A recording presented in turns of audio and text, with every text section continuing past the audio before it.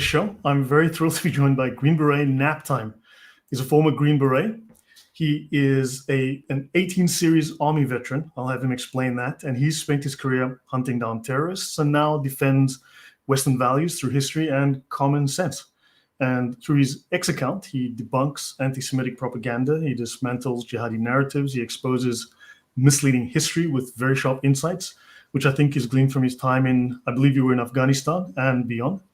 And he's a self-described politically homeless conservative. He's all about patriotism, liberty, and the special forces ethos of de oppresso liber, to liberate the oppressed. So we want to dive into his experiences, the origins of the Green Berets, combating information warfare, the threat of Islam, and more. So let us begin. And thank you. You said we can call you Hank. Thank you very much for coming on. Yeah, thank you. Yeah. So, yeah, you said you're a former 18 series Army veteran. I had to look that up to see what that actually was. But can you give us just a quick overview of your journey into the Green Berets? What drew you to the Special Forces? And hello to all the guests. Welcome. Yeah. Yeah, absolutely. Thank you. Thanks for having me on. Yeah, so the 18, every job, it's called a MOS, a military occupational specialty. Within the Army has a number identifier. So whether it be a truck driver or an infantryman or whatever it is, and Special Forces is 18. So when I say 18 series, that's kind of what that means. Okay. So I mean, I wanted to join out of high school. My parents talked me into going to college to learn a little bit about life first, and then they were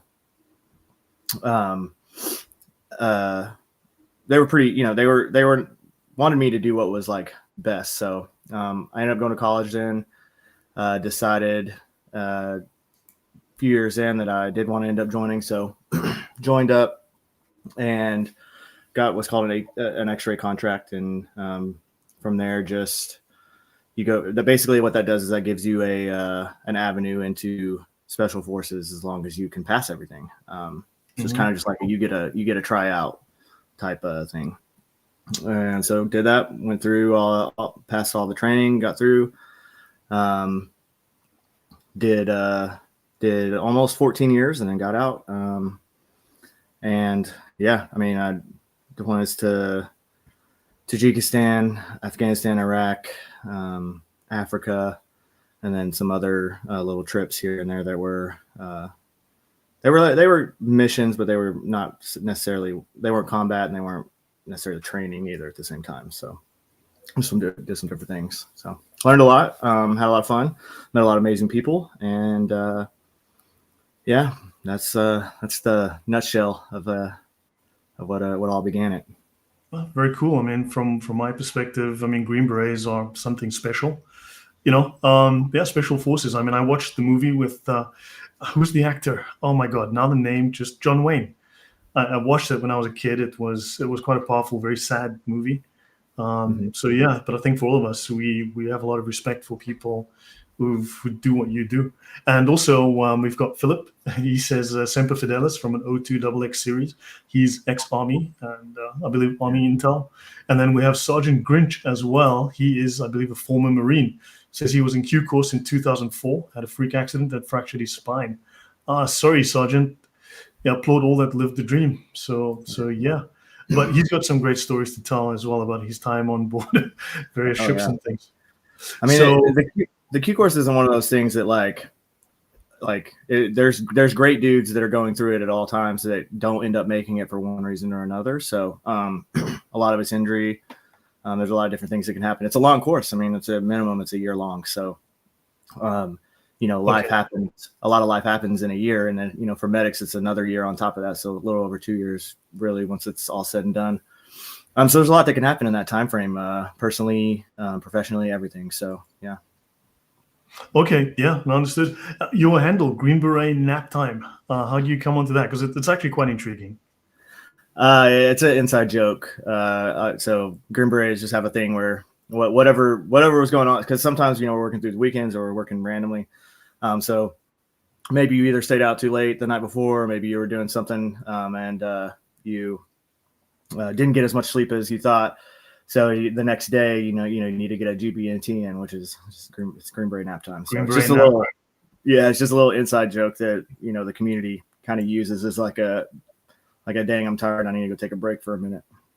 Cool. Also, you start every morning with Morning Patriots, which is quite inspirational. You post a really cool photo each time, something that I think people really rally around. And you said recently, like, United States is the best country, and it's not even close. I mean, you're very passionate about your country. You're very passionate about just, I think, your mission. I mean, what is your current mission, and what drives that for you? I mean, the mission is just to bridge the gap between civilians and the military. So I happen to have been SF, so that's what I kind of focus on. But I'm all about anybody who is gonna raise up and say, even like I said, whether you're close politically or whether you're different politically, I think at the end of the day, most of us can all agree that we're all still Americans, and we all have those same values that that drive us and make us Americans and want to preserve that. So that's really just it. I mean, there is active forces that are trying to vilify the good and trying to overwhelm what is a beacon of peace and just betterment of the world, which is the United States. And then you remind me of a story. When I lived in the Middle East, I was doing a course actually on databases, oddly enough, Oracle. And I was, at the time, I was a little bit of a normie. And I didn't know much about Islam, and I didn't know much about Hamas and all of these and the issue that goes on with Israel. And I was obviously very sympathetic to the Muslims that I was listening to and talking to. I was trying to just be a good burger in the UAE, and they were always talking about how America is the big bad guy in the world. And there was an American who came to teach us, lovely guy. I got along really well with him, and he was talking about America as the big white. What's the quote about shining on the hill, the big white. The shining armor, shining hill on the house on the hill, Yeah. and as an inspiration. And he was very patriotic without being aggressive. And I was really touched by what he said. But then I started to buy into the whole anti-America thing. And a lot of that, I think, comes from the whole idea of, question everything. I mean, that actually that's a snake in the grass, because then you start to question things that are important. You start to question what makes a man. Is a man a woman? It takes you down to an absurd ending when some things really should not be questioned. They should be accepted and defended. And I nearly went down that road, and I caught myself, and I came back very angry. And I on this channel, I try to also, like you do, debunk things, go into detailed research. And there's definitely a force trying to undermine what is good. I don't know if that story sort of if you can relate to that. Mm-hmm. I mean, every civilization, every country, every demographic of people has bad eggs in it, right? Like, not everybody's perfect. Humanity is just made up of a lot of different people, and to sit here and say, they always highlight the bad of certain countries, the bad of whatever. But there's, like with the United States, for example, there's so much more good. And I mean, it is the most philanthropic country that has ever existed in the world. True.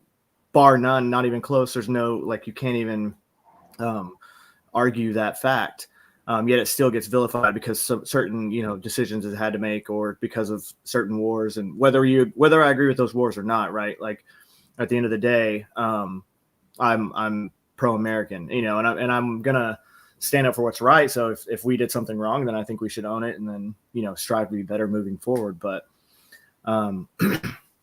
there are actual countries out there that have the populations aren't bad, the people mainly aren't bad, but the leadership that's in charge is, and wants to do terrible things to people, wants to control people. And that's happened throughout history, and especially in the last 150 years with the rise of socialism and communism and that whole collectivist ideology that is being pushed.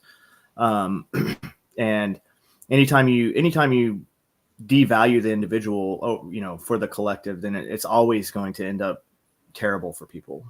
So that's kind of what I try to push against. No, I applaud you for that. I live in Poland. My family is obviously Polish, um, and Poland has lived through some terrible events. Like, Poland has Mhm. been invaded, I think, 16 times by Russia and Germany. So they're one of the Mhm. most invaded countries on earth. They were taken off the map for 123 years. They fought to reestablish themselves as a country. They've suffered huge losses. World War II, like 20% of the population died. Terrible. They refused to give up, and they suffered, I mean, terribly.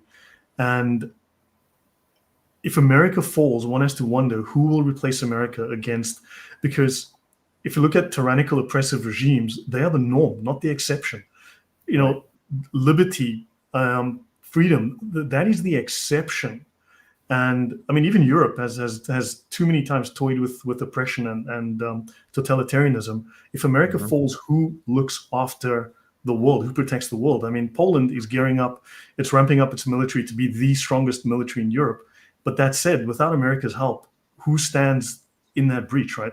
I mean, because the forces of, I think, without hopefully being overly dramatic or poetic, but the forces of darkness are rising, and Mhm. America is literally the only thing that stands in the way.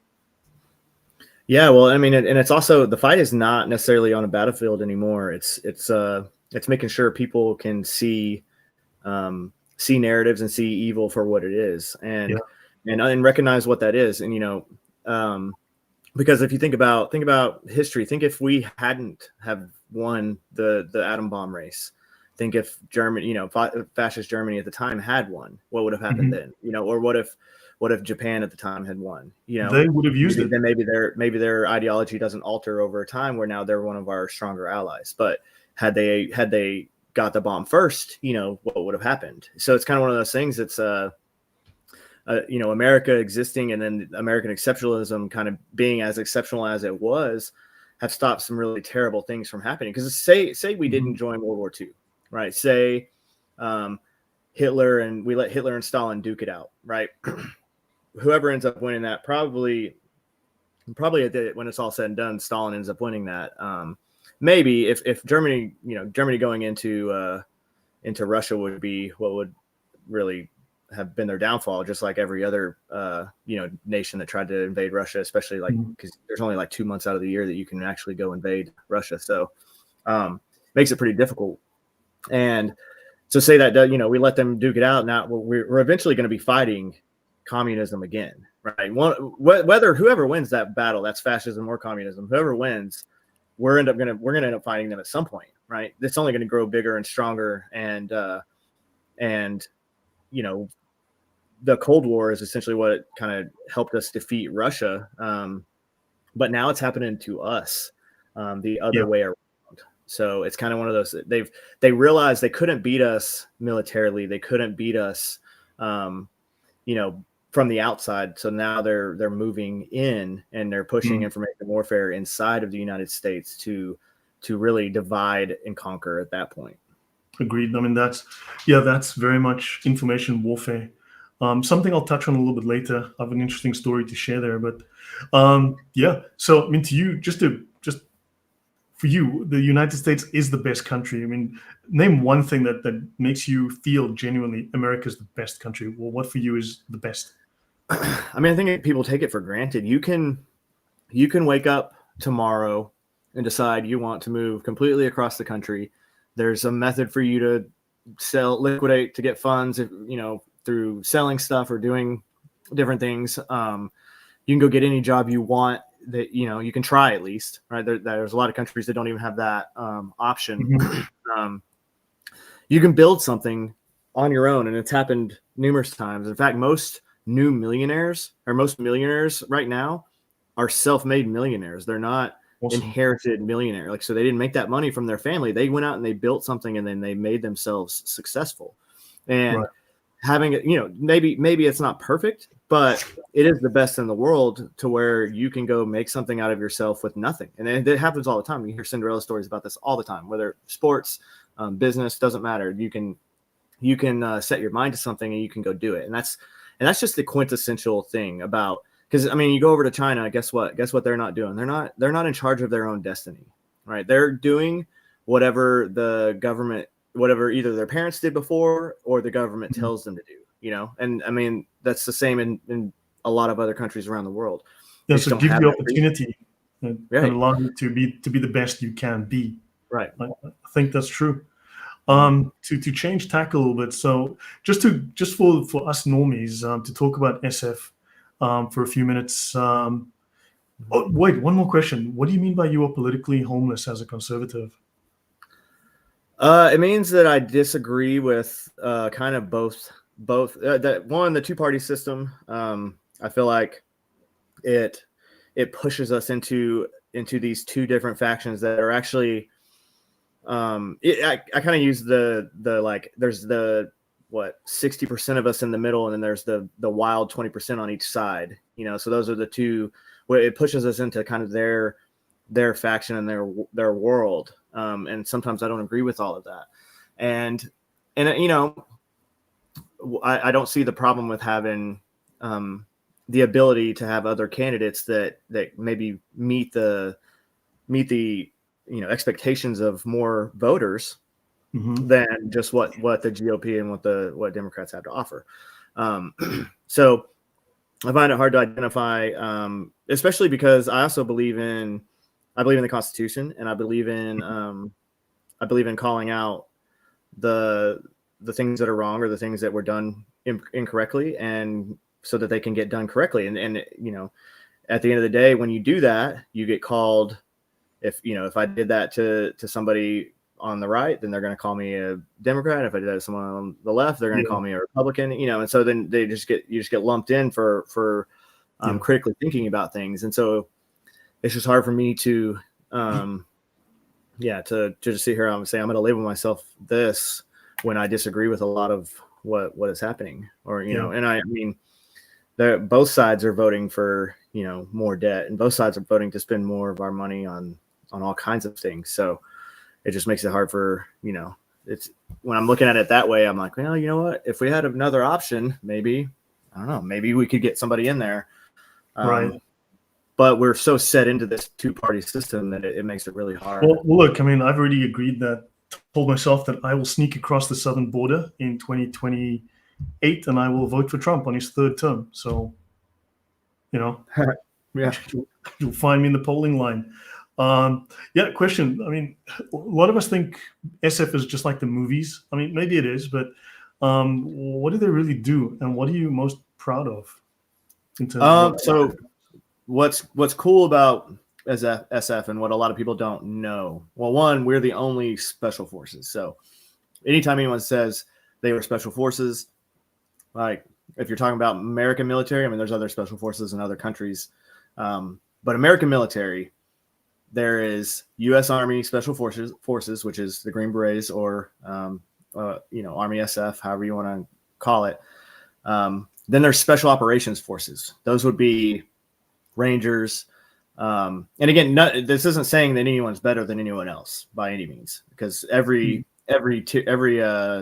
special operations unit has its own intricacies and its own reasoning to exist. So it's by no means saying that one's better than the other, because if you go by the old tier categories, like Delta Force is obviously a little higher tier than SF, but they're not special forces. They're Delta Force, or they have different names, but operators or whatever you want to call them. And then there's other units out there too, but so like Navy SEALs, which would fall under SOF.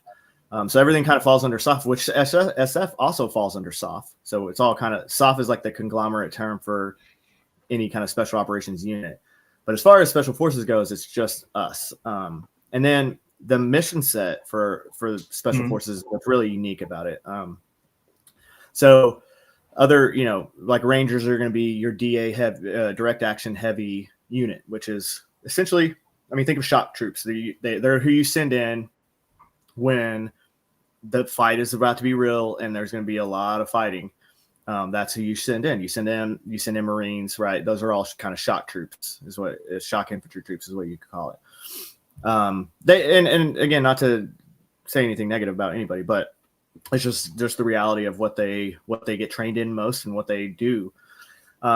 We get trained in direct action also, but we also have a bunch of other mission sets.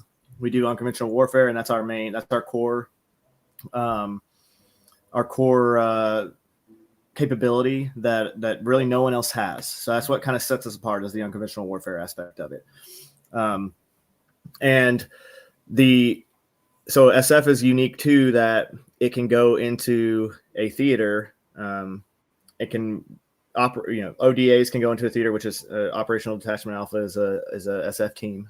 12 men on them. You could go in as a company, which would be 5 or 6 teams, and then the company size element to overlook it.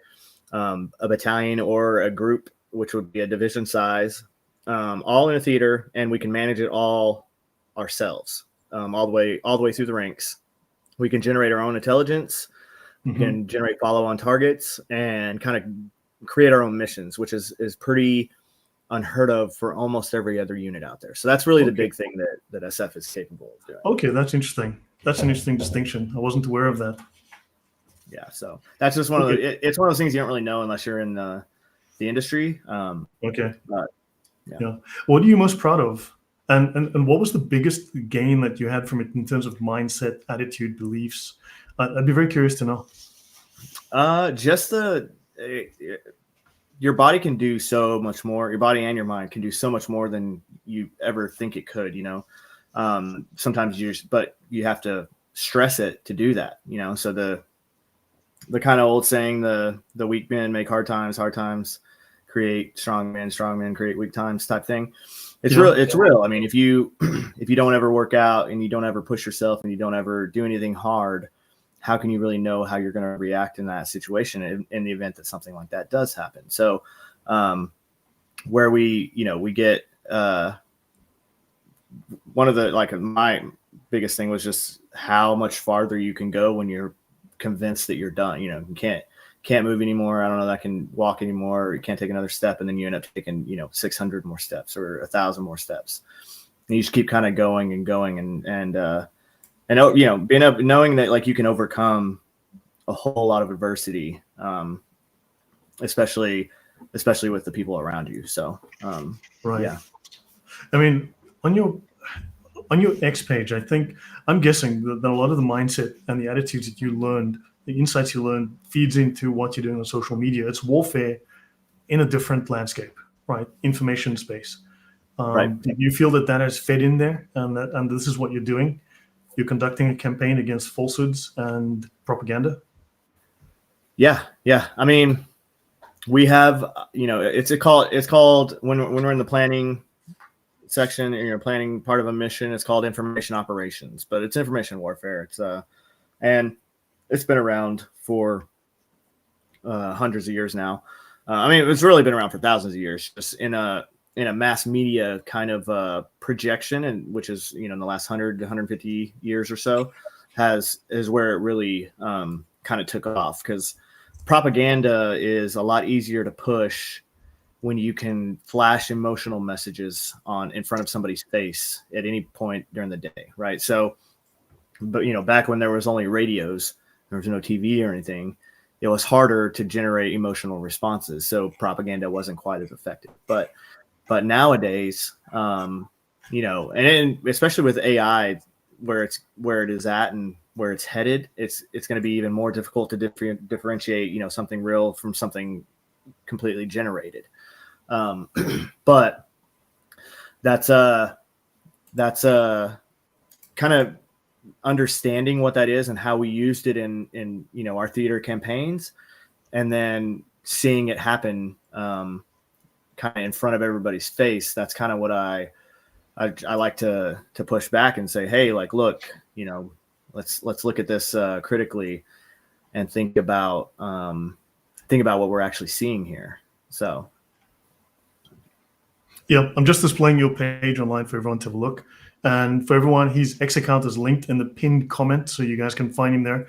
Do follow him on X, and I'll add a pinned comment as well later where you guys can find him. But yeah, this is your page. I mean, this was a funny joke, Yeah. Yeah. Sometimes I'll get sent something funny from a buddy, and I'm like, oh, you know what? That's kind of, that'll make me chuckle. Some people might get mad about it, but hey, it's all in good fun. What made you start this tradition? I mean, it's kind of cool. It really is cool. The photos are awesome. What made you start this? I just, I mean, I saw, there's people that say good morning to everybody every day. And I was like, I just want to, add in some cool military stuff that, people may not have seen, or, if it gets them, hey, what is this? Or, just, again, anything that can bridge the gap between Right. civilians and SS. Tell me, do you think that, because look, we're seeing a lot of misinformation out there, right? People are obviously trying to undermine good values, undermine the West. Does it seem like this is based on some kind of coordinated or information warfare type strategy? Because it doesn't seem accidental. It seems deliberate. It seems coordinated or engineered in some way, managed in some fashion. Well, I mean, and then you have just the sheer amount of money that is everywhere is also making it even bigger and more readily available for groups that weren't able to have very much reach beforehand. I mean, you spend $1 million now, and you can flood the airwaves, or you can flood whatever. You get pushes on social media, all kinds of stuff. So yeah, I mean, I'm not a conspiracy theorist in the sense that I think that there's some conglomerate of, rich, powerful people that are trying to rule the world. I mean, you know what? There's George Soros. I mean, I mean, I think there are people that have a view of where they want the world to go. And so they're going to push it that way. But yeah, I mean, there's a huge information warfare campaign to divide the United States from Europe and from Israel. So that kind of they want to break NATO up. They want to break the ties between the U.S. and Israel. And whether you agree with Israel or not, I mean, it doesn't really matter to me. Yeah. I'm just calling it like I see it. They right now, they kind of, with the U.S. supporting Israel, there's a lot of Middle Eastern things that are not going to happen. These countries are not going to do certain things while the threat of the United States is looming over all of it. Now, if that was able to be removed somehow, then there's bad things that would happen to the world, because if the U.S. is no longer there to, stand guard for the return of the Ottoman Empire, or, some of these things that are actively trying to manifest in that area.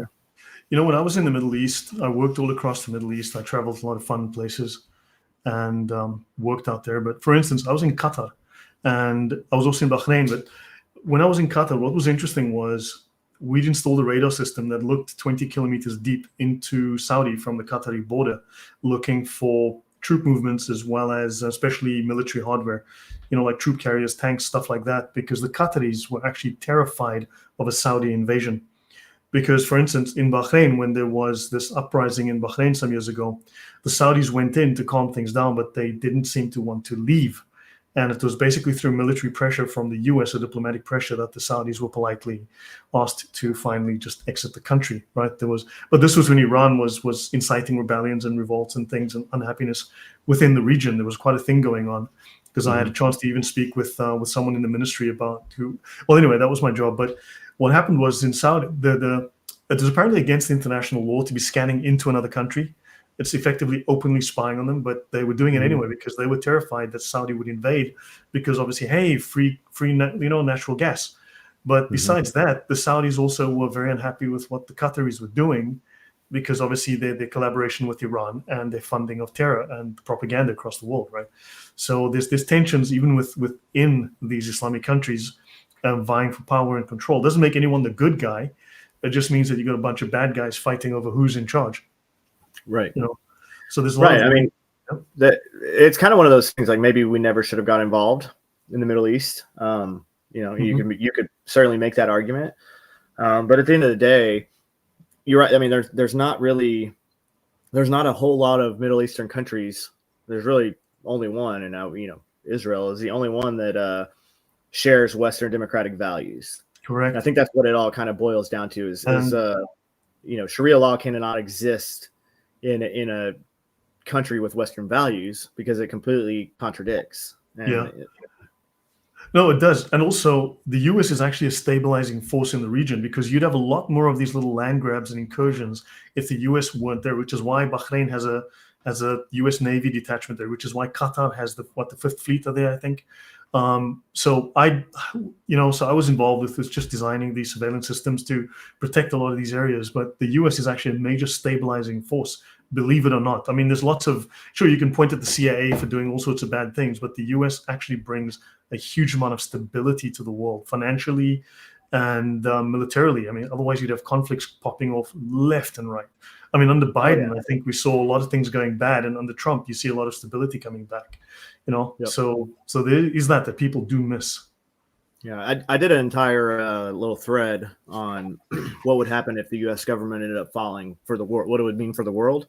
Right. And kind of just did a walkthrough of like literally if the U.S. government fell within 36 hours, a lot of wars would break out all over the world. And because the single stabilizing force is the United States. And the way we do that is through the Navy. And so that's another thing people often don't understand is that we have 11 aircraft carrier groups. Okay. I think we only have like 8 or 9 operational right now. And so that's some of those, not all of those are necessarily out. Some of them are docked right now, getting, so that the sailors and airmen can get some R&R and stuff like that, and to get maintenance. Obviously, I'll have to have that maintenance and everything. But the point is that one carrier strike group has more military firepower and capabilities than most other countries' entire military put together. Right. So, I mean, that's why when they say like this carrier strike group moved to the Gulf or moved to the wherever, around the world, moved to the South China Sea, because the second that happens, that is a hey, you don't realize what you're about to do. If you test us, we will destroy you. And an aircraft carrier group can do that. I mean, you're talking, it can do thousands of sorties, in a very short amount of time. They're all nuclear capabilities. Like there's just so much that can happen with an aircraft carrier group. Right. And how powerful they are. And so force projecting around the world is very easy because we don't have to land tanks here today. We can basically hit, your entire region, wherever you are in the world, with our aircraft carrier groups and with missiles. And we could buy the time to get troops on the ground if we really needed that to happen. Our invasion can start literally any moment. Right. And so that's kind of one of those things that people don't understand is like, one aircraft carrier group could probably take out South America on its own. So wow.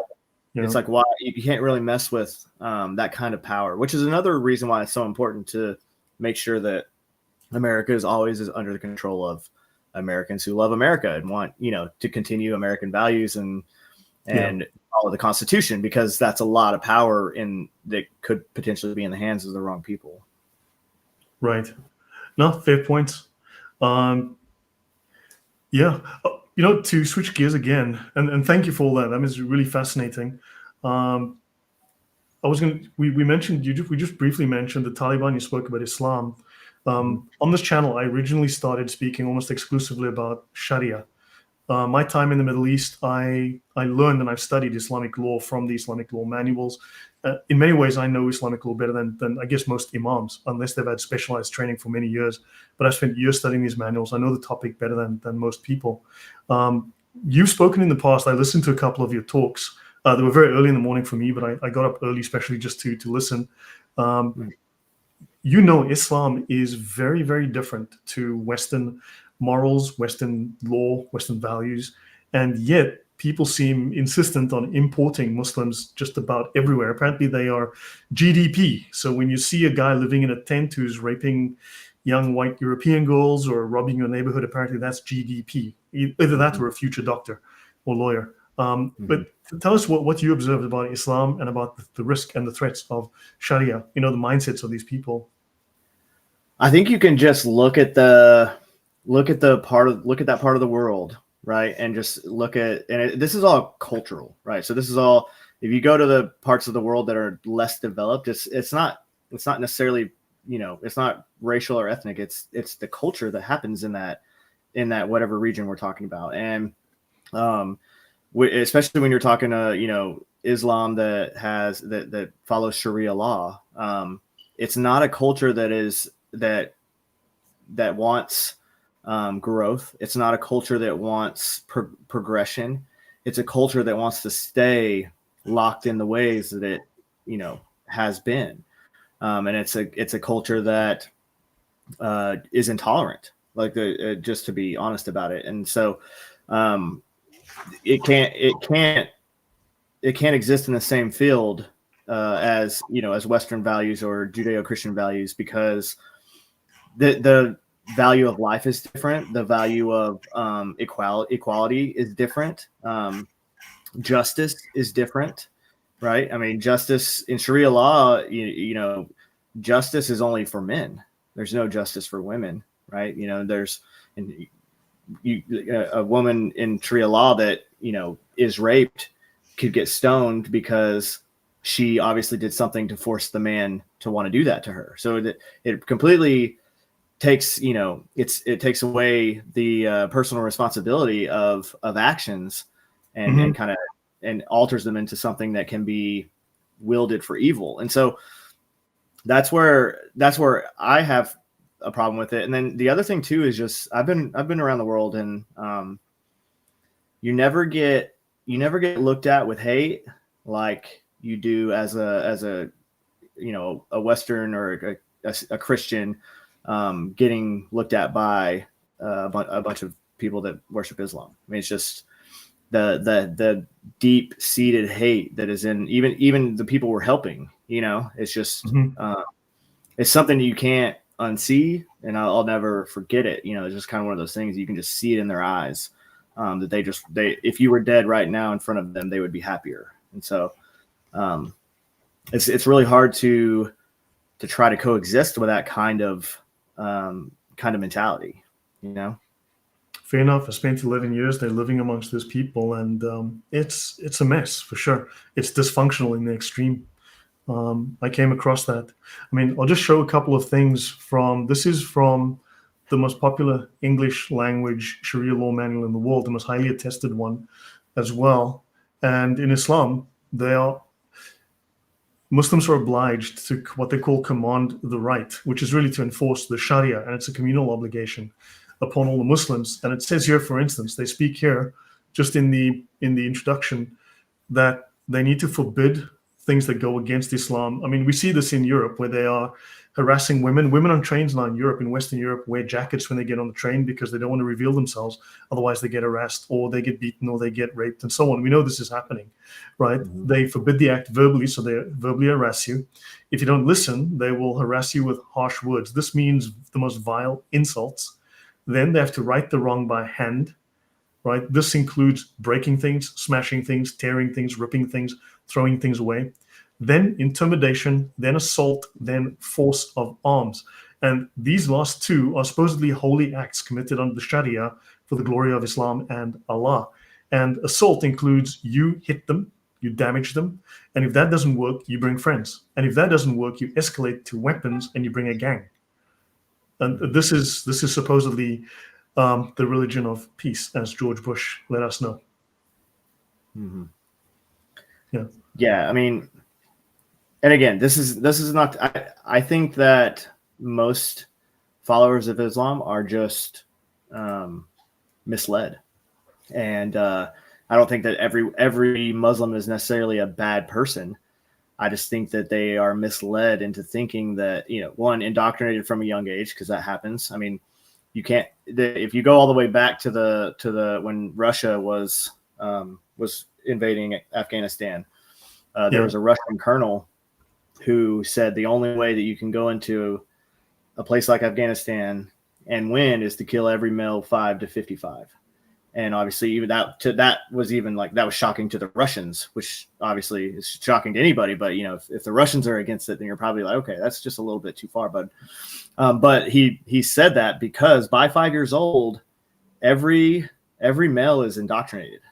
They're already caught into this, and it'll take a significant life event to get them out of that. And it's just one of those things is people people, especially when you believe something, you believe it so wholeheartedly, and you're 100% in, and then finding out that, think about how tragic it would be then to find out that it was either false or wrong, right? And no one wants to feel that way. So they'll actively lie to themselves or actively say that it's not true just so that they don't have to feel that way. And so it is, I don't know how you differentiate the peaceful Muslims from the non-peaceful ones when they all can become non-peaceful, Yeah, there's a concept in Islam. There are multiple doctrines in Islam. They work together. They overlap, but they're not very well known to people who are not scholars. But there's a doctrine called azima and rukhsa, strictness and relaxation or dispensation. So, when they speak of the small minority that has to be strict, right? The guys who are very obviously very, very strict hardline Muslims, the radicals or the extremists, as they get called, those are the ones following strict Islam. Because if they do not, according to the Sharia, all of Islam, the entire ummah, falls into sin, and Allah will abandon them and send them to hell. So there must be a group that is always operating at the highest level of strictness. And then the responsibility is then absolved from the rest. They don't have to. They can then literally violate the tenets of Sharia to fit in and to not be thought of as let's say, extremists by Westerners. And they will still get rewarded by Allah because they are fulfilling their role. And this then falls into other doctrines. There's one doctrines of, for instance, in Islam, within the Sharia, and I've covered this for multiple hours going through all of the Islamic references, lying is not only permissible, it is obligatory in Islam. And that's literally written in the Sharia. It's obligatory. So then they can use deceit as long as it benefits Islam, as long as it benefits the Muslims.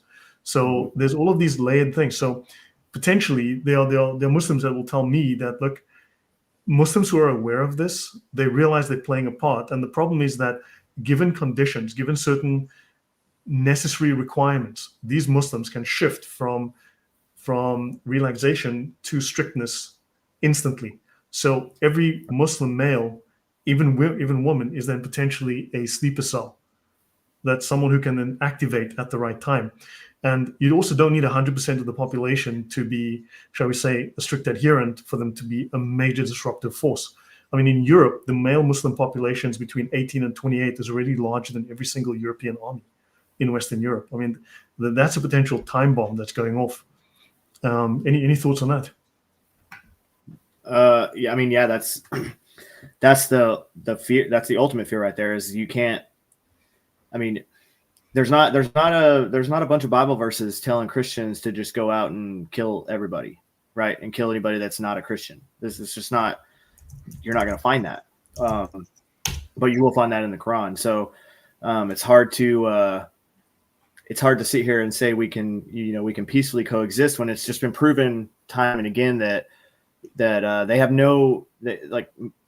at least, and if you want to call it Muslim leadership, if you want to call it the elites, whatever you want to call it. And I'm again not trying to misinterpret an entire group of people, but they've shown that they don't want to coexist. They want to rule and eradicate. And a caliphate isn't going to allow Christianity or Judaism or any other religion. Right. I just want to show this. This is again from the same source. I'm not going to go. I mean, I'm not here to get too deep into this. There's a chapter here in this Sharia manual on lying, chapter R 8.0. And then there is permissible lying, R 8.2. And then lying to circumvent those forbidding the permissible. The permissible is the Sharia, is the furtherment of Islam, right? And you can lie to circumvent those trying to stop Islam from spreading. And then there is a category called obligatory lying, where Muslims must lie. This is an obligatory requirement under the Sharia, and they define it. It's not like these categories are, shall we say, carefully separated. Once you read the Sharia, you realize it's a very sophist set of laws, and lying is always obligatory, always necessary, always permissible. And as you can see on the screen, I've got that here. And I mean, I can go through various references, and you can read through them, and it explicitly discusses when to lie, how to lie, who to lie to. And yeah, I mean, this is the norm. It has a completely opposite morality to Christian and Western morality. Yeah. I mean, it's just disturbing. We have no proper mechanism for dealing with this. Tell me, you were in the Middle East. I mean, what about? It looks like Hamas. Hamas is Muslim Brotherhood. Muslim Brotherhood is heavily funded. They are not just Hamas is the Muslim Brotherhood in Palestine. I mean, that was in the original 1988 charter. It states that they are Muslim Brotherhood. Muslim Brotherhood has a 100-year plan, and we've got 3 years to go before they are supposed to overthrow the U.S. and take over the world and implement the caliphate globally, right? I mean, and of course they're a major enemy of Islam, and they've made massive inroads, massive funding into universities, all of these these pro-Hamas marches, pro-Palestine marches, and so on. What are your thoughts on that? Because I mean, this shows that they've made great strides according to their own plans. Yeah.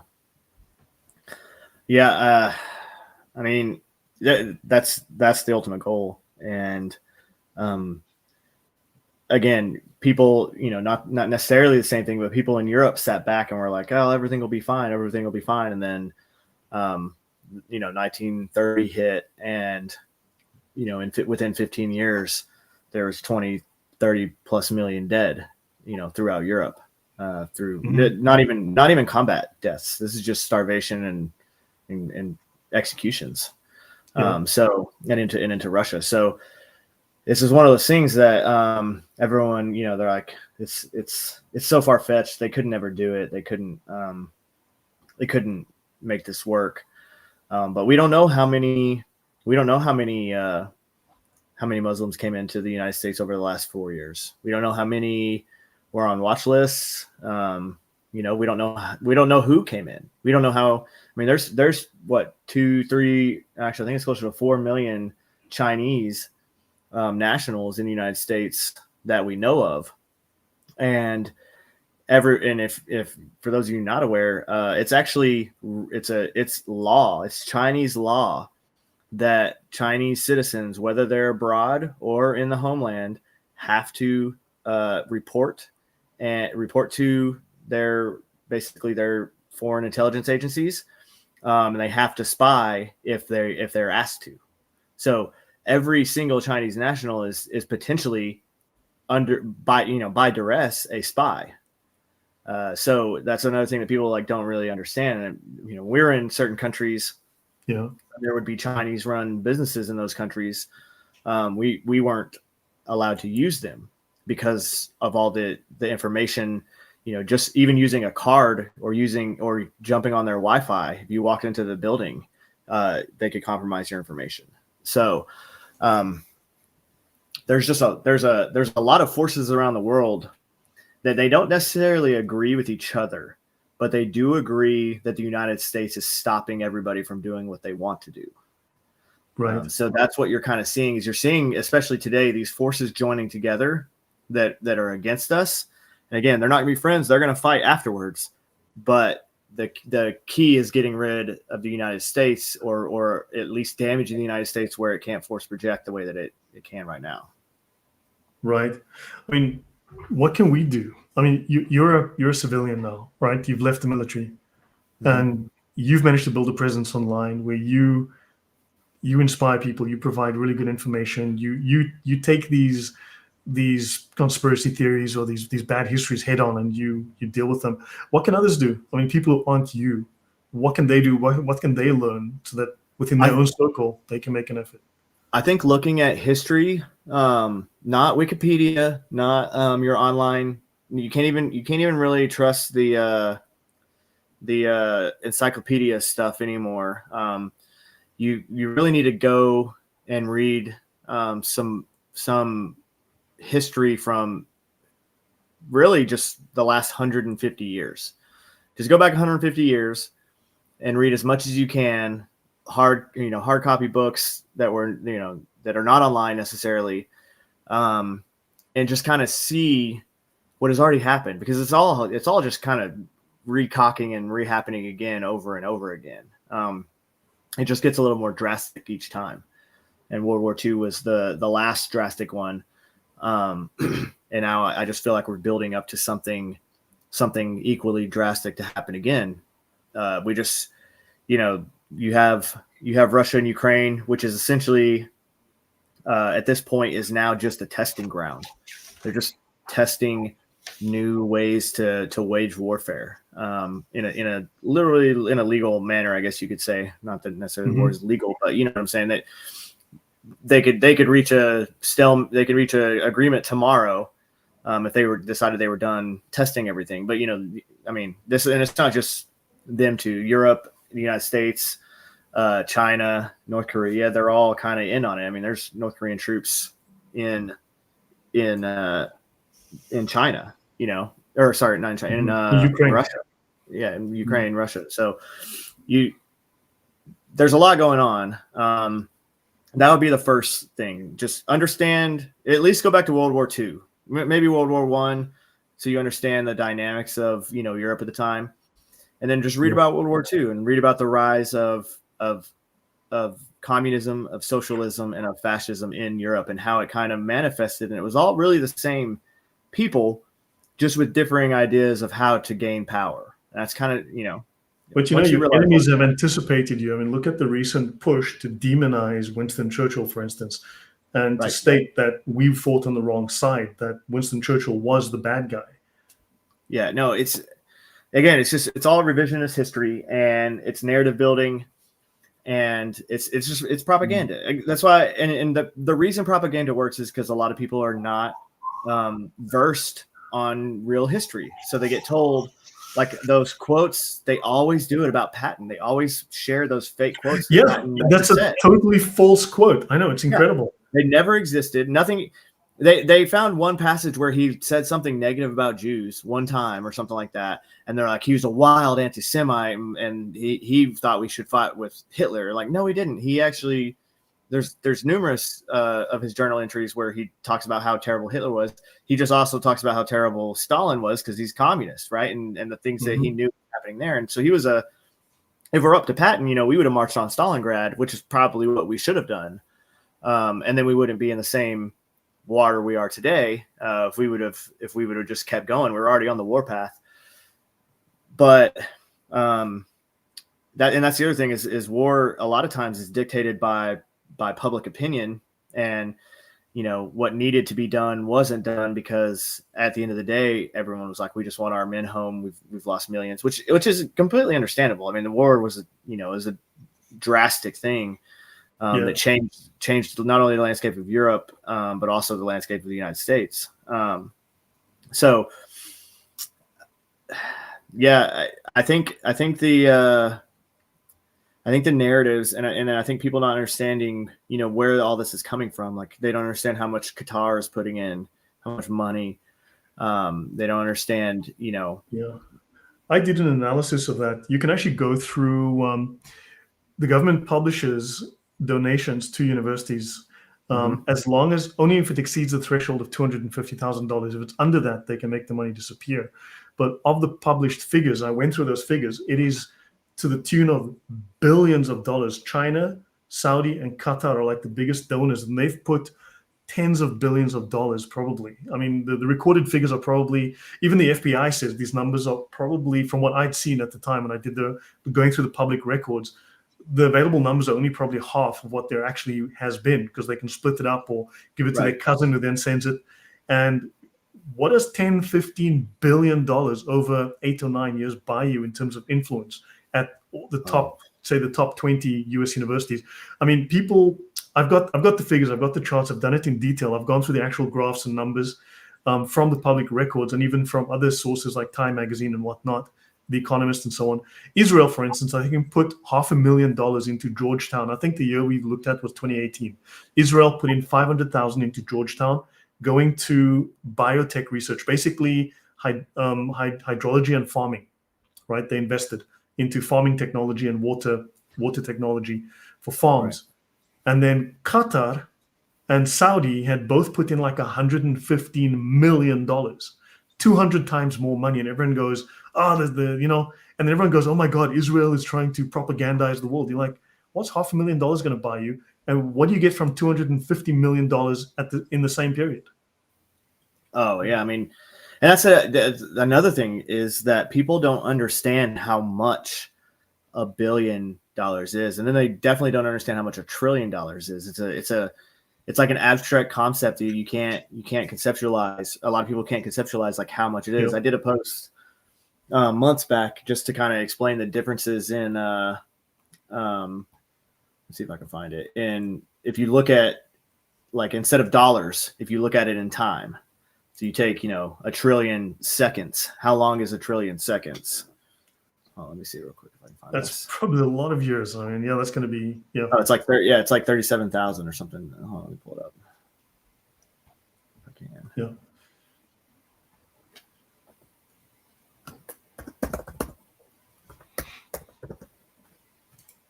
But yeah, so I mean that's another thing is that they don't realize, like, Qatar, and some of these countries are making, so much money off of oil or off of natural gas or off of whatever minerals that they're selling now that are that they're moving across the world, and then they have unregulated funds that they're kind of able to do with whatever they want. All right, so here it is. It's a million seconds is 11 days. A billion seconds is 31 years. A trillion seconds is 31,709 years. So, like, Wow. when you put it in that kind of perspective, right, and you realize a trillion is a vast number that it's incomprehensible to most of us because it's so much. Yeah, I did this talk. This is a series of slides, 72 slides. I did a bunch of detailed research with all the sources. This is college foreign gift reporting. That's it. And I went through the spreadsheets and I worked out the totals. And we've got here, for instance, this was just for one.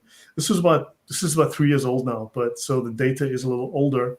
But if you look at the UAE pumped in $230 million into the top US universities. Israel, over the same period, okay, I'm not sure what year this was or if it's over a given number of years, but $53 million. The vast majority of that was put into biotech, right?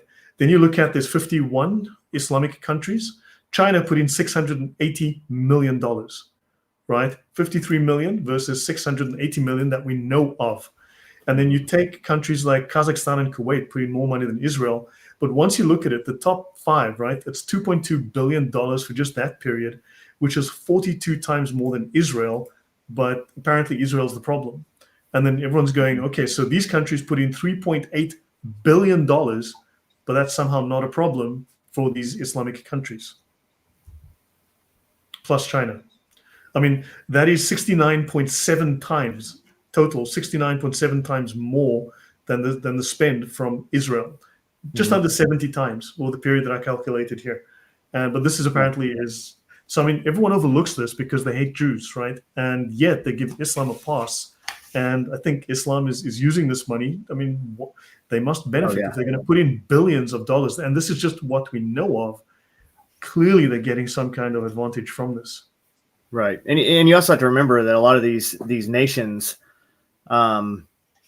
they don't have, again, they don't have like the safeguards. They don't have the restrictions.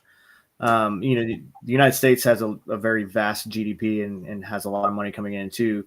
But these nations, they're making tons of money and they're not sharing it with anyone. They don't have social programs that they don't have welfare and Medicaid and all this kind of other things that they're putting all their money into basically foreign to overthrow, foreign powers that they disagree with. Right. And so, and then like encompassing all Jews into, because there's Jewish people that are not practicing Jewish, faith, practicing Judaism. But then they're all lumped together though, whether you practice Judaism or not, which means that you could have two completely different worldviews. It'd be like, you're not a Christian, but you're a white dude, so we're throwing you all, you're the same as all Christians. And which is silly. It's a silly way to think about things. And so I'm always like, well, who are these? And then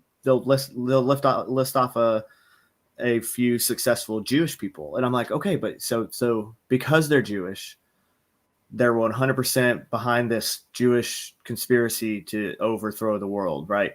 But meantime, we're not worried about what you just pointed out, the 4 billion that we know about that has been going from Islamic countries into our universities. They're not worried about the massive amounts of influence and money that China puts in every year, the intellectual integrity, the property that has been stolen by China just in the last 30, 40 years alone is irreplaceable.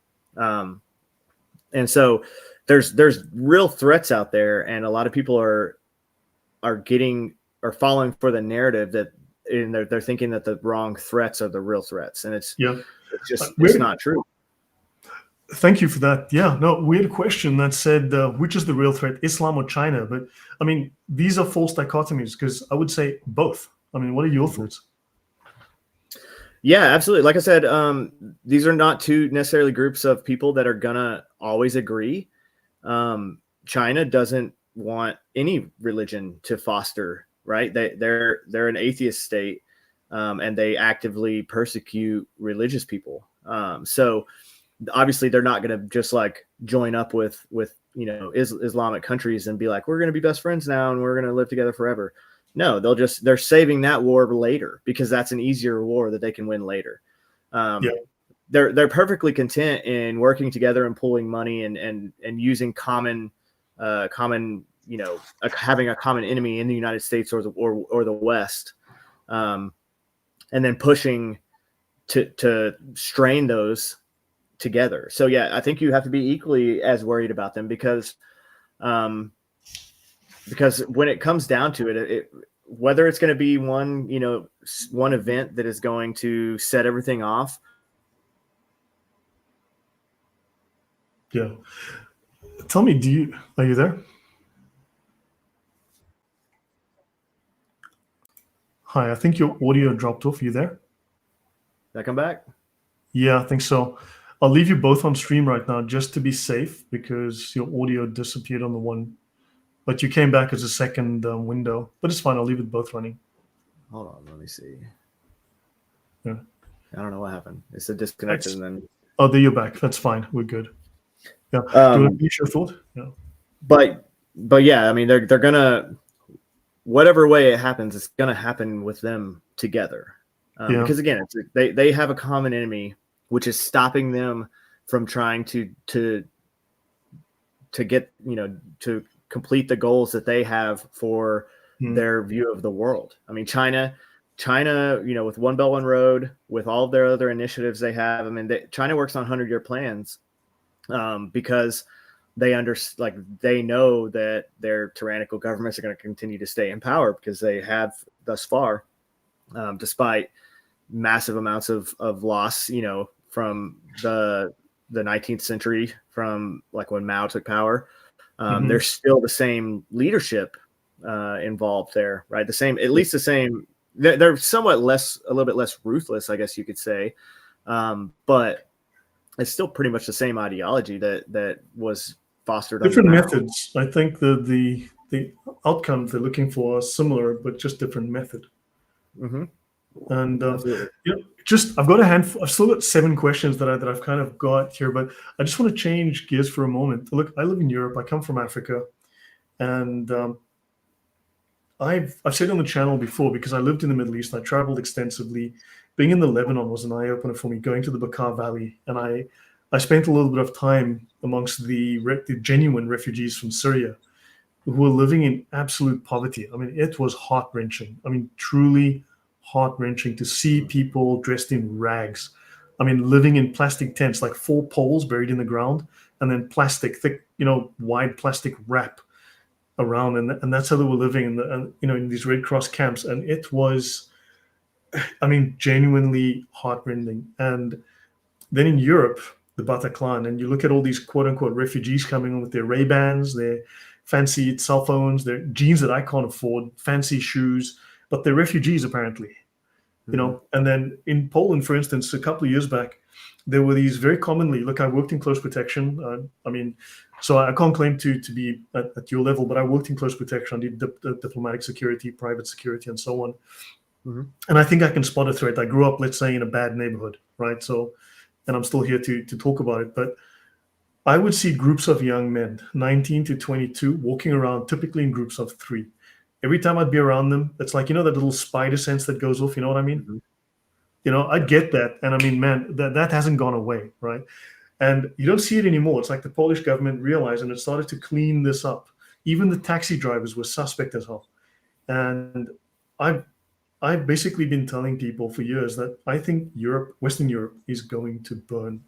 It's a slow motion train wreck. It's a slow revolution, but don't you feel that this tension, that this wire is really tight and something's going to snap? Don't you feel that Yeah. the pushback is coming, that they can't keep the lid in it much longer? Because I feel like two forces are coming to a head, and I don't think the West will lose. I think there'll be chaos, certainly, but we have the numbers, right? And the Mhm. will at the end of the day, because the dominoes, once they fall, you're talking a minority versus a majority. But don't you feel there's something's about to go down?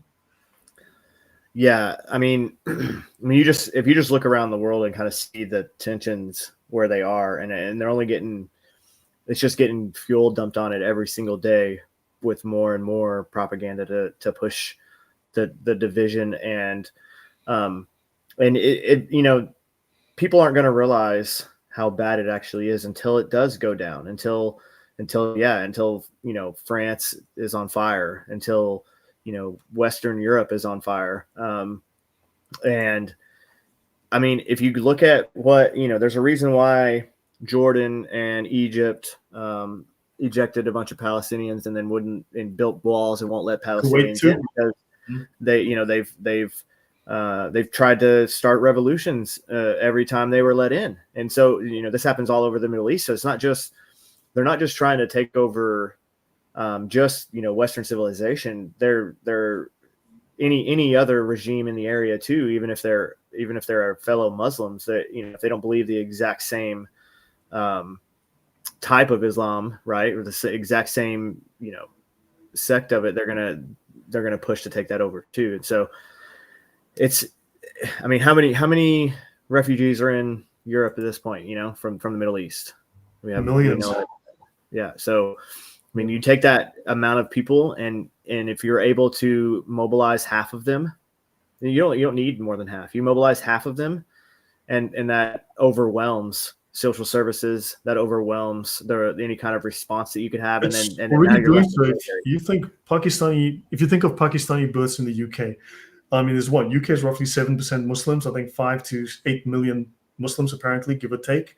Mhm. And you're looking at a population of maybe 5 million is absorbing 33% of the resources of the NHS. So you're talking a tiny fraction of the population is absorbing more than a third of the budget as well as the resources.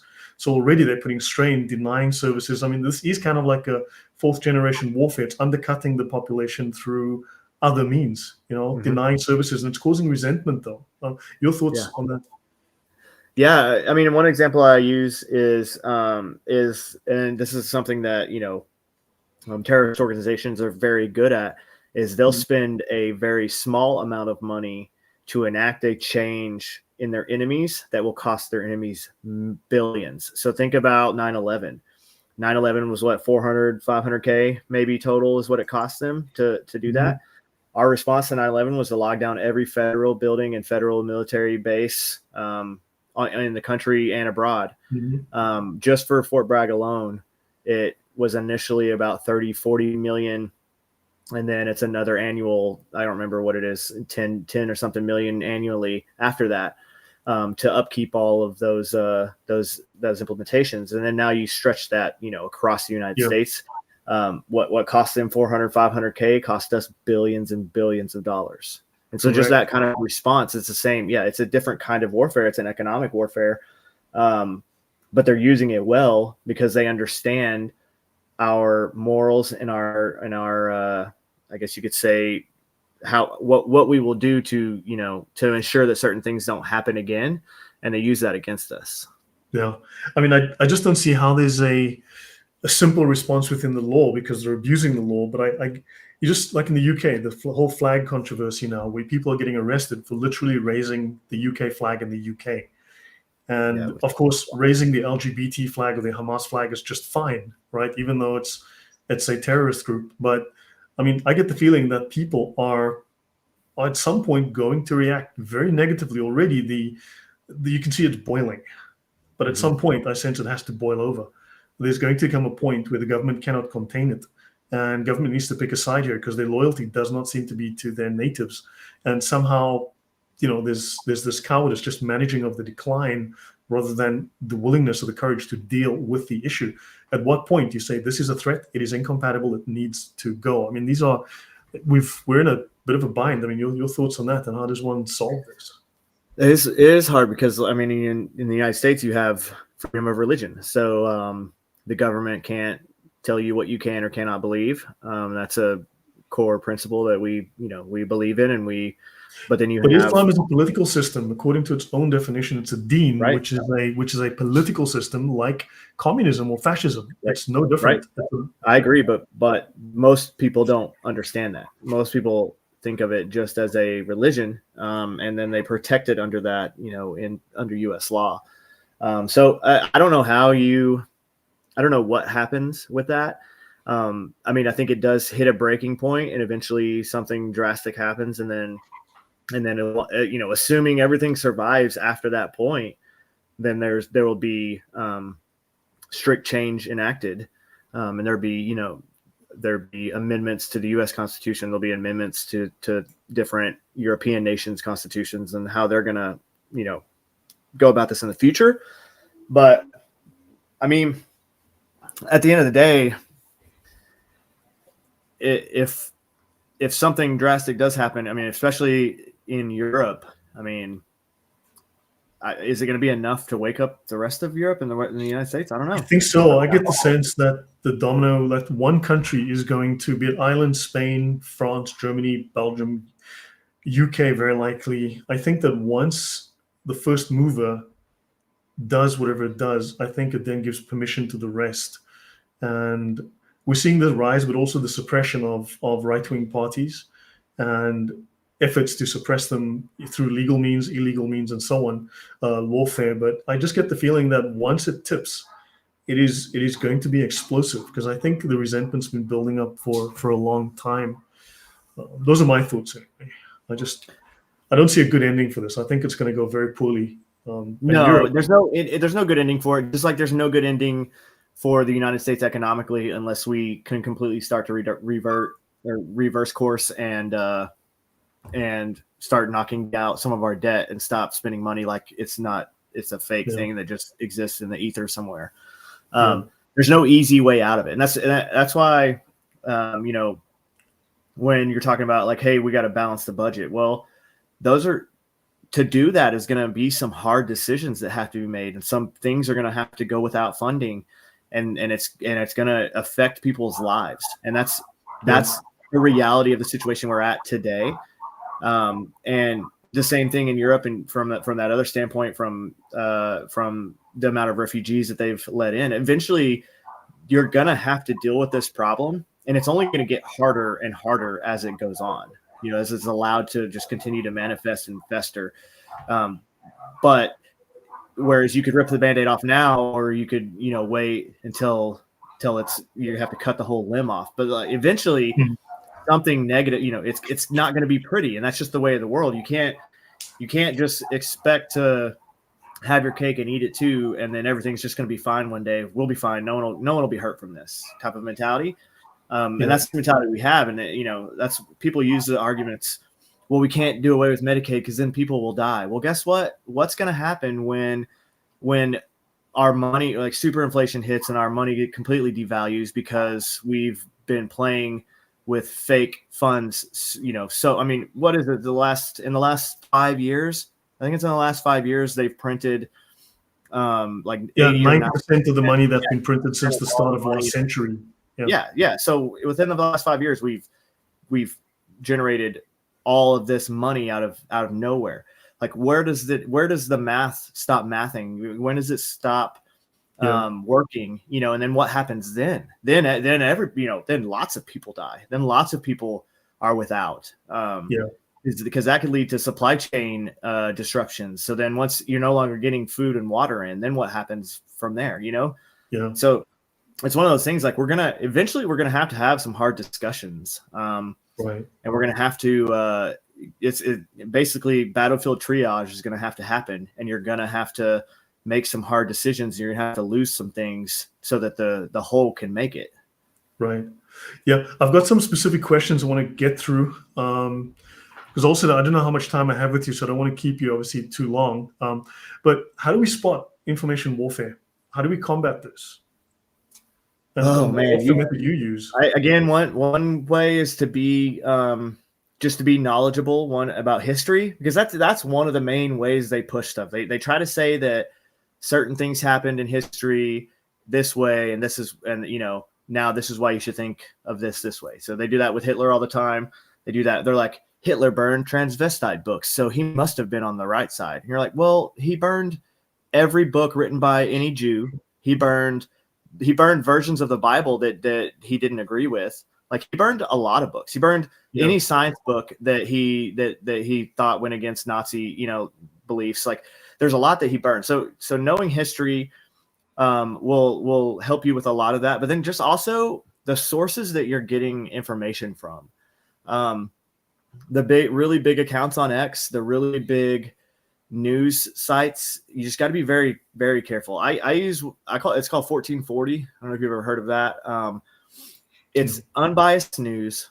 All they do, there's like every headline is literally just what happened. Man shot in grocery store. 14, like that's all it'll say. Or it'll be like whatever happened, bomb, whatever. So 1440 is one of my favorite ones. And once you subscribe to it, they'll send you emails, but then you can go through and you can just like search through their articles. But it is as close to unbiased reporting on any subject as you can get, right? There's not an agenda. It's more just about getting the information out there. So that'd be a good one to look at. And so when I see information from some of these other sources, whether they're right-wing or left-wing sources on, the big mass media, or whether it's the big accounts on X or on YouTube or whatever it is, I always kind of go by one of these and then look at it from that angle too, that they're reporting it, because you're going to see some different things said. You're going to see some different wordage used, and that'll definitely help. And then once you can kind of recognize that if this title of this article that you're about to read from the Wall Street Journal, from whatever, if that title is inducing an emotional response, if it is using language that is driving an emotional response, whether it's something you agree with or whether it's something you disagree with, either way, if it's using emotional response for that, it's probably trying to angle it in a certain light without you even knowing it. So it's structured along the lines of rhetoric rather than logic, right? Let's say, right. Like go in and click on one of those. And just like pull up just it doesn't matter what article, any article. So yeah, it'll say, it'll kind of tell you right here. So right, migrant deportations, and then it'll go through what's happening, and it's non-biased language. So you can read this, you can easily see, this is exactly what's happening. It's all factual stuff that's happening, and it's just the accounts, right? No fillers, no adjectives. It's this is how all of their articles are. So I fall back on that a lot. So the structure of the language tells you, because look, advertising language, I've explained to people on the channel, I was trained in the use of language when I was working as well, because you can learn a lot from how people use language. If someone's trying to sell you something, like an ad, for instance, it's kind of obvious. The tone, the structure, how they start, how they carry through, they try to describe something to make you imagine. Whereas if someone's just giving you facts, what's the time? It's 3:00. Mm-hmm. Versus, when you think about, the two of us on that beautiful cruise down to the beach, and I'm stroking your shoulder, and you can hear they're two totally different things. And so language is a clue, and that's a good point. Yeah. Yeah, again, you can tell if the language is loaded, and just by reading it. Like I said, if it in any way is trying to elicit an emotional response from you or somebody else, whether you disagree with it or not, whatever it's saying, if you look at it and you're like, oh wait, that headline seems a little bit, like it's literally telling me to think that this is bad, or it's literally telling me to think Right. this is good. Yeah, it's trying to Yeah. presuppose a certain conclusion in Yes. your mind, or somehow it's trying to lead you. It's trying to, I mean, something that I was taught, it's like what you can get, people, if you try to give people facts, very often they might reject it, right? But what you can get someone to imagine, they will perceive as their own thought, and they won't reject it. That's to get past the censor. And I mean, so I learned from this how to be able to spot this. But yeah, that's well said. A different question. I mean, mindset. What is, you seem to have a very particular mindset. Insults or attempts to rile you up just seem to wash off you. What mindset tips would you give others for dealing with this? Because clearly everything that's happening is trying to create chaos, disorder, uncertainty, and unsettled people are easier to manipulate. How do you stay calm, and what would you teach people? I mean, I say this before, like, no, I'm not getting shot at right now, so no one's shooting at me or trying to kill me on the internet, at least not yet.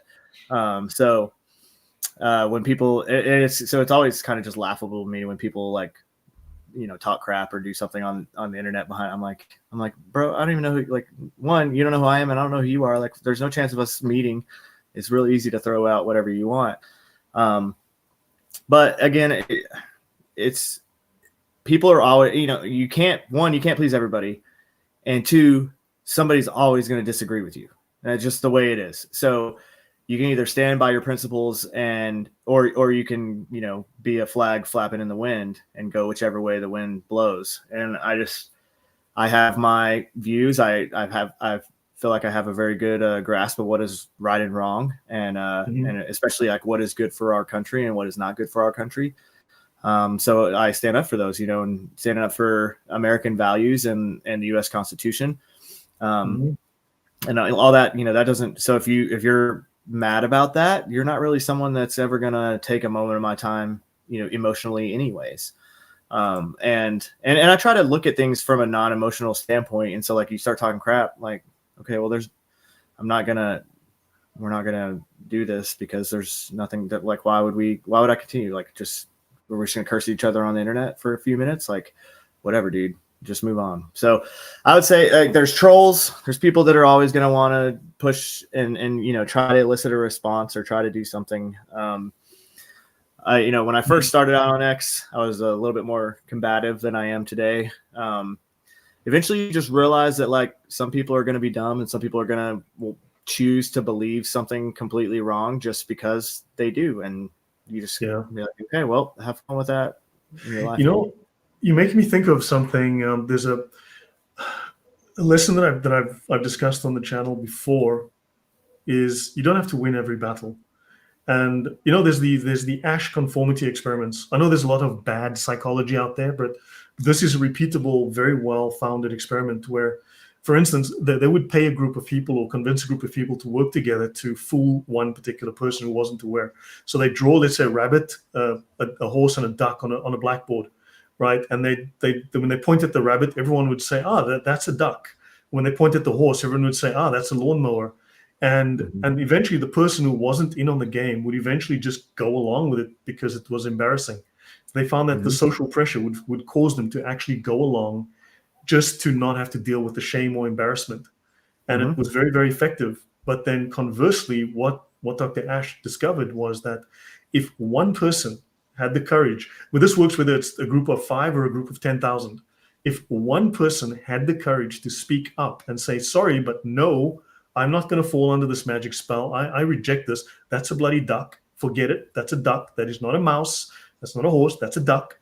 What happened was that the propaganda that was being foisted to literally cause people to lie to themselves actually was reduced in effectiveness by 80%. Just one person. And they would actually snap a lot of people out of it and encourage other people. So, which is why censorship is so important, because the voice of one person is an extremely powerful tool, which is why in the UK, for instance, they punish people for speaking up or for taking an action that can go against the narrative. Your thoughts? Yeah, no, I mean, and that's why, like, I'm a firm believer that America is one of the last real bastions of freedom out there, because it's mainly due to the Second Amendment. The Second Amendment protects the First Amendment. And without that, you're left with a government that could easily go tyrannical at any moment. And this is true throughout history. Any government can, whether it be a change in power or whether it be a slow evolution of tyranny over time, they can still. I mean, people are getting they're getting arrested in the United States too, actually. So for it, but praying in front of abortion clinics, like I don't care what you believe, yes or no. Like if you believe protesting is okay, then you should be able to protest anywhere, right? And you shouldn't be arrested for standing up for something that you believe in. And so and that's praying silently, just standing there praying.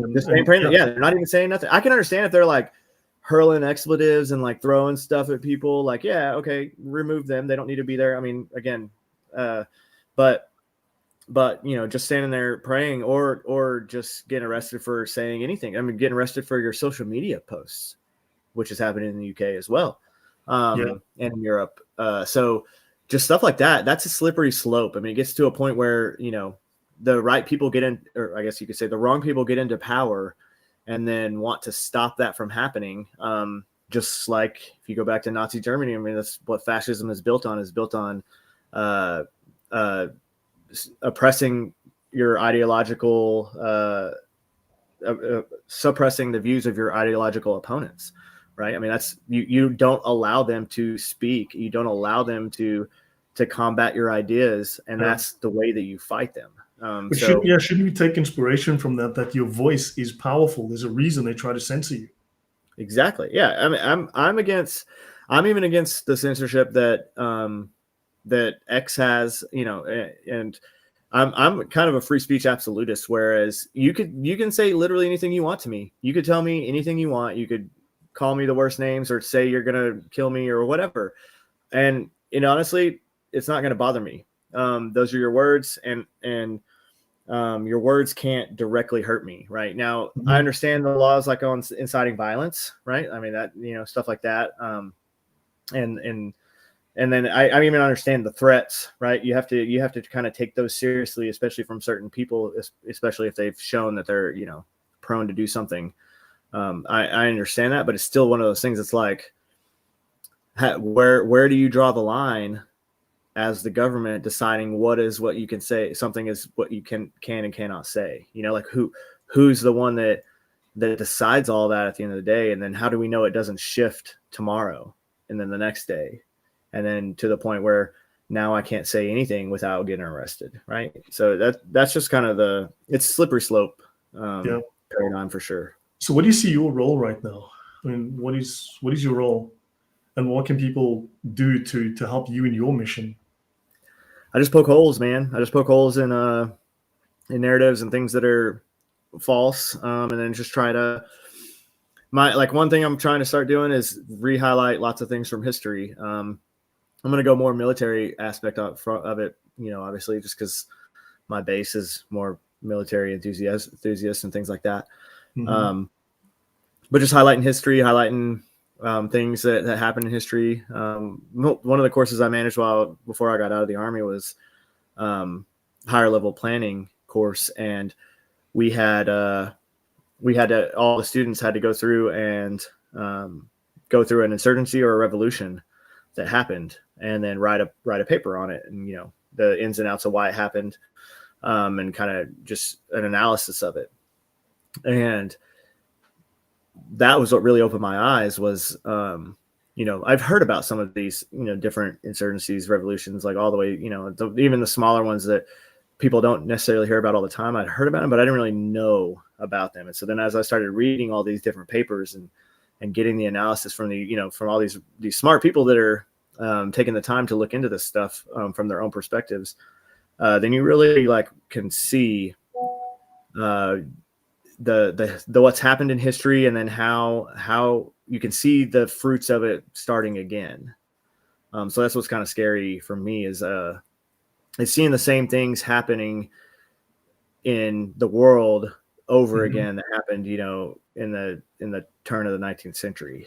I still think, despite the issues, I still think we have reason to be positive. You still see sanity prevail in Central and Eastern Europe still.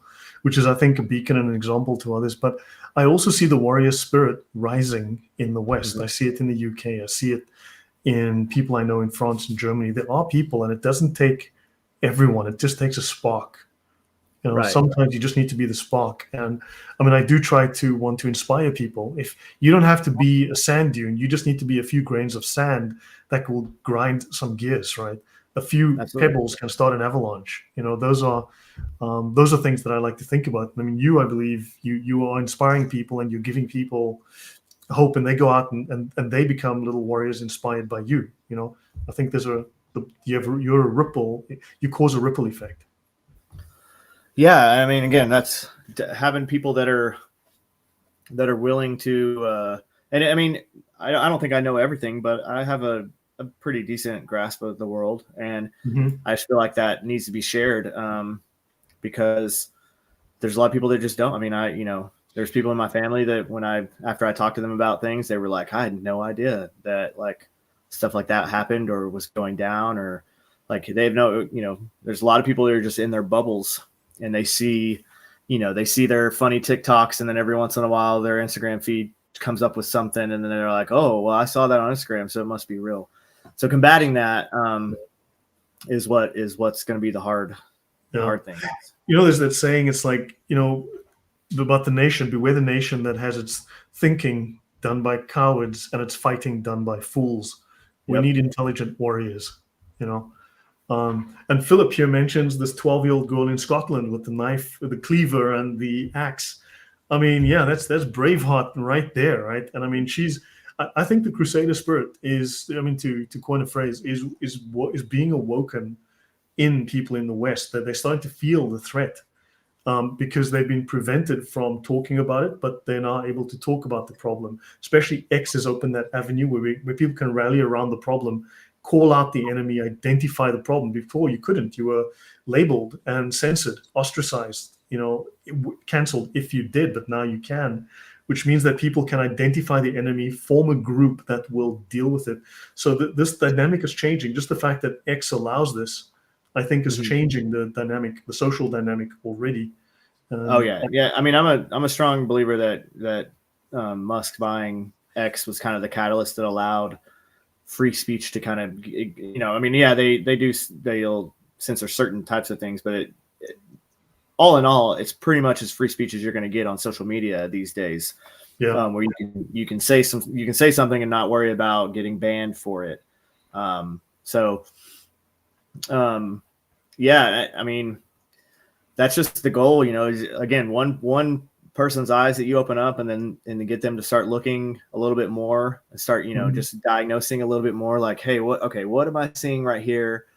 And is this genuine, or should I look into this a little bit more before I like make an opinion about this? That's really the goal here. Is just, hey, you don't have to agree with every little thing I say, but if it causes you to look at a narrative and be like, let's look into this a little bit more. Maybe I'll self-learn a little bit about what actually happened in this time frame, or what happened between these people, or just to better understand it. And I mean, I read all the time. I listen to, if I'm driving or I'm going anywhere, I'm listening to different audiobooks on history and on, podcasts on ancient Greece, ancient Rome, just go through all of history just to get a little glimpse, and there's different takes. So sometimes you have to listen to different things about the same subject, just to kind of find a middle ground with what what's actually real.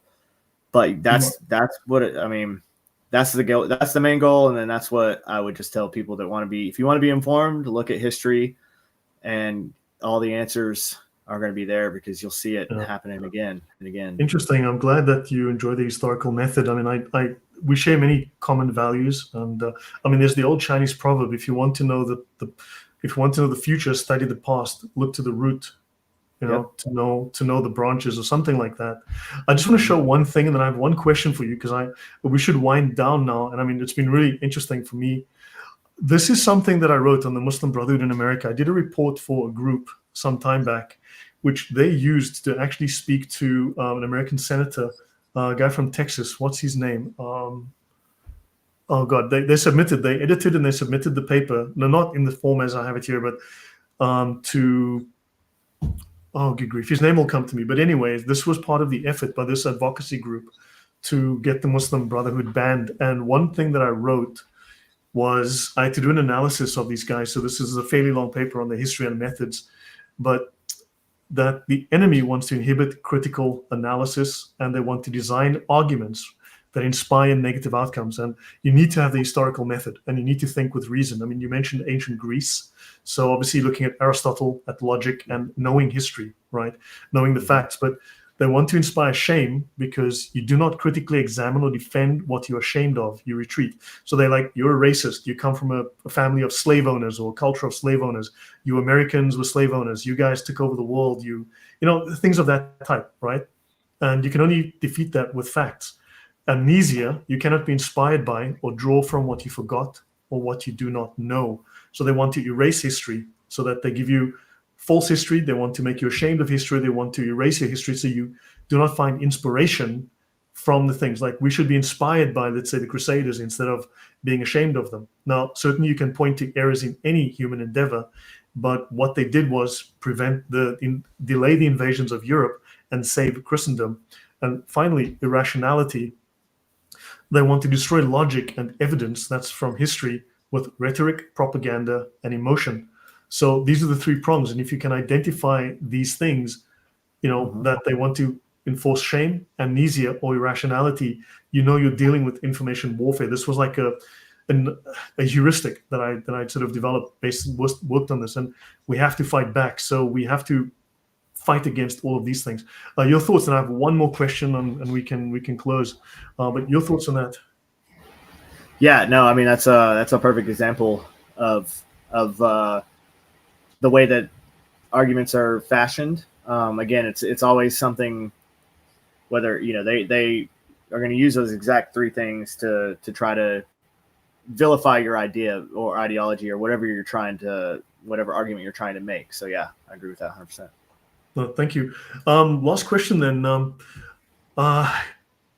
Just in terms of prepared, let's say something, I don't know, the Muslim Brotherhood kicks off their plan in 2028 as they supposedly intend to, or Al Qaeda's 5-step plan or whatever it is comes to fruition, or these cells that potentially have infiltrated. Like I have someone who's a former CIA, who I've spoken to a couple of times, and she's a contact of mine, and she's done some interesting field work, and she speaks of the Tiger teams that the Chinese special forces that the Chinese have trained and then sent across the border. So you've got these refugees that are actually trained special forces designed to do things like light sabotage, little things, and they're testing. They'll destroy little power generators, power sources across the US, pinprick attacks, testing responses, and so on. What if things do kick off tomorrow, for argument's sake? How should the average person watching prepare? What should they do?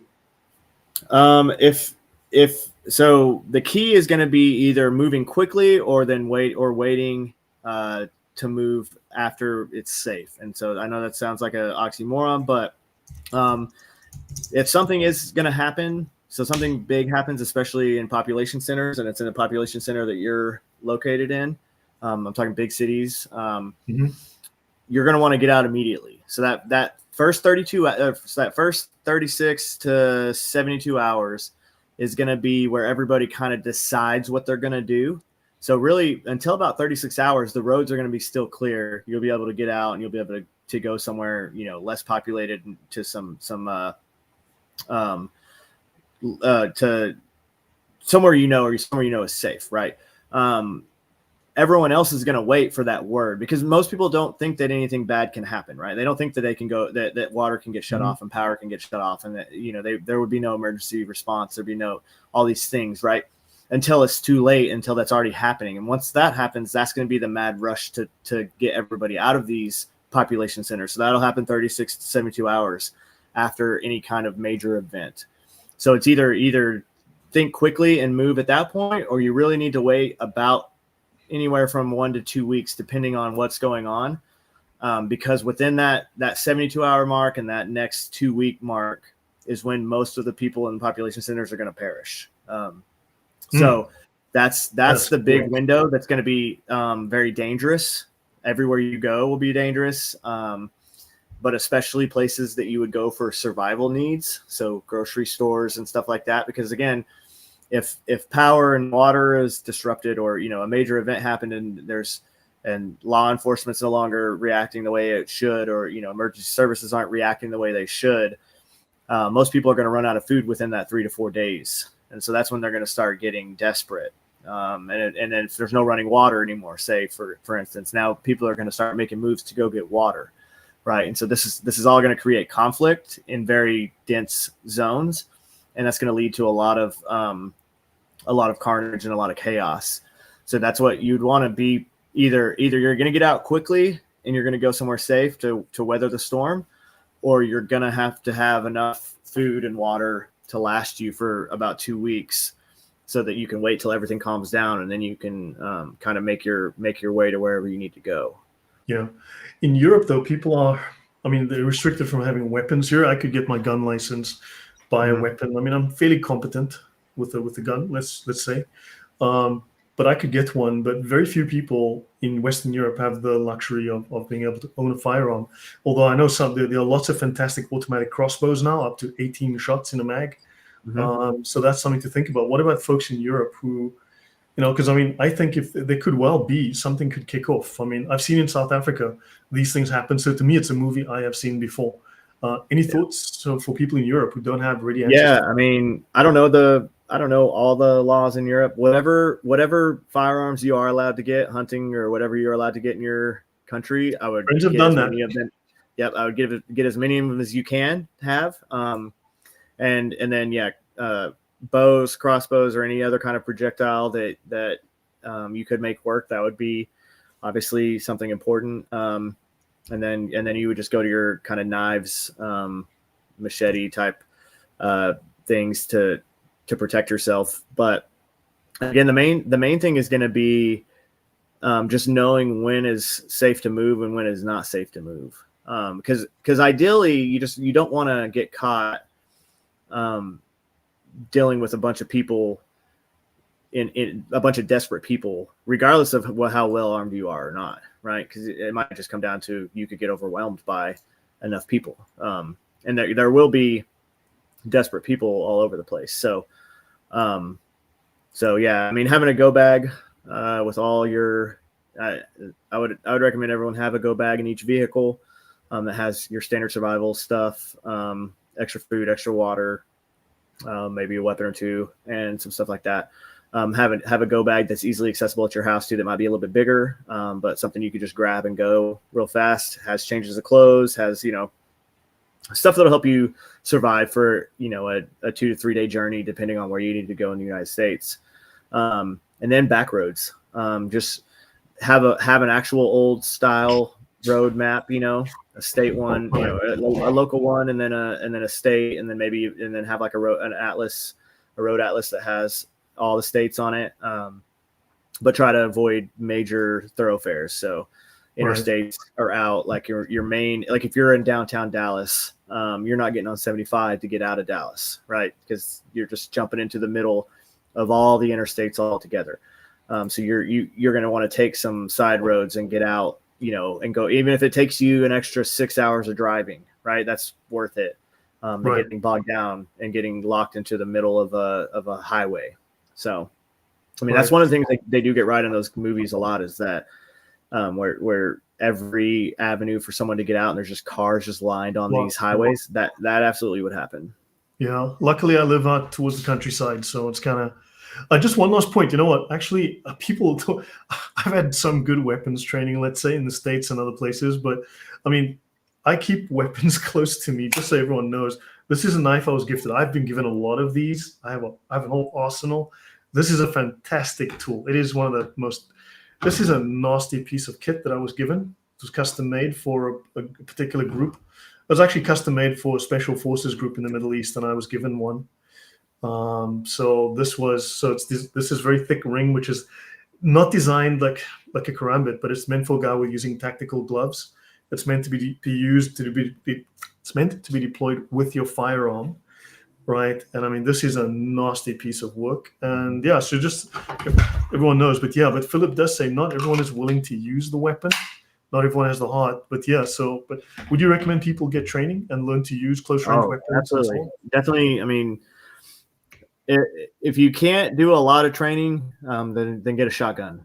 Because shotguns are forgiving. They're not long range, but at least up close, you don't have to because the first thing that's going to happen when you get an adrenaline dump, if something's going down and someone's threatening your life or your family's life, is your motor functions drop a little bit, your vision tunnels a little bit, and you lose a little bit of the cognition you have in that moment. So a shotgun is a good fallback to where, hey, I can point and spray and hopefully get the bad guy in front of me without if you're not one of those people that has the time and ability to go train a lot. And when I say train a lot with firearms, I mean you need to be putting thousands of rounds through them, especially pistols, just to get to a point where if you were in a high stress environment or high stress situation, you would be in control. So that, absolutely, as much training as you could do would be ideal. But in lieu of that, pick weapons that